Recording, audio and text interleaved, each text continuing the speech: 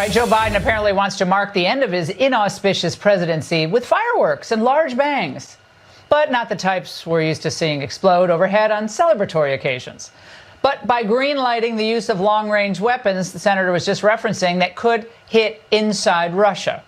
Our stumbling commander-in-chief, with staggering stupidity, is bringing us into extremely dangerous territory. Now, we already know that Putin has said previously about this type of aggressive move, and now a Kremlin spokesperson says the move is adding fuel to the fire and provoking further escalation. He warns that these strikes are not going to be carried out by Ukraine, but by the countries giving permission for them.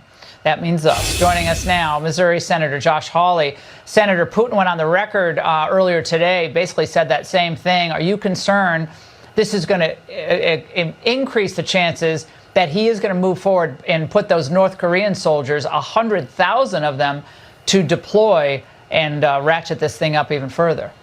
I am concerned. I'm very concerned. Listen, here's my takeaway. January 20th can't get here fast enough. I mean, what Biden is doing is totally reckless, Laura. It is absolutely reckless. And let's not forget, this is a guy who the Democrats decided couldn't be trusted, didn't have the capability to run a presidential campaign.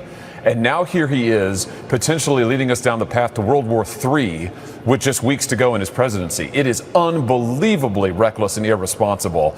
And I just can't wait until Trump gets back into office. We've got to make it from now to then. And this policy is a disaster. Well, a friend of mine described it as, it's almost like Biden or whoever is making this call, and you wonder who is mining the political and military landscape to cause trouble for Trump. However, he just met with Trump. Is there any possibility that he and Trump talked about this? Not that Trump would be in favor of this, but it's kind of a chess move to get Putin to the table? Or do you think that's just probably not likely? Well, it looks like escalation to me, Laura. It looks like a green light for escalation on the part of Ukraine and then Russia, as you pointed out. What would happen if Russia would launch and retaliate missiles into the territory of a NATO member?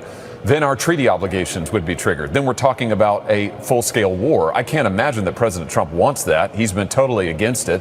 What I'm sure he wants is for Biden to stop screwing this up and allow him to get into office and begin to work towards America's security interests. Let's remember what our interests in the region are. It's our national security. That's what we ought to be putting first. And giving a green light to shoot missiles into Russia, that's not putting our interests first. It's putting them last. It's insane. Do you think Biden made this call? Is he the one who came up with this idea?